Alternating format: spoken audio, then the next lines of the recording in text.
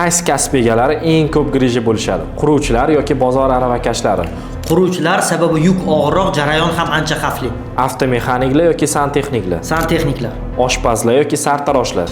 Albatta sartaroshlar kun bo'yi tikka turishadi. Kuryerlar yoki tikuvchilar? Tikuvchilar, Fura haydovchilar yoki taksistlar? fura haydovchilari, Ofisda ishlaydiganlar yoki o'qituvchilar?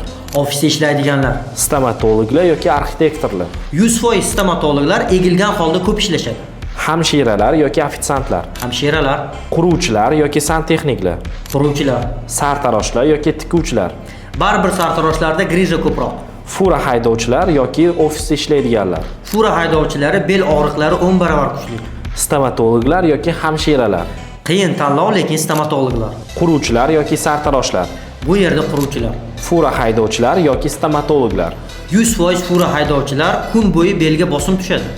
Va nihoyat final. Kimlar eng ko'p grija bo'lishadi? Quruvchilar yoki fura haydovchilar? Hech ikkilanmasdan quruvchilar desam bo'ladi, sababi qurilishda bel eng xavfli kombinatsiyani boshdan kechiradi. Masalan, egilish, og'ir yuk ko'tarish, bosim ostida ishlash. Shu sababli ham grija eng ko'p qurilishda ishlaydiganlarda bo'ladi. Juda ham zo'r Faxriddin aka, o'zi belim sog'lom bo'lish uchun nima qilishim kerak?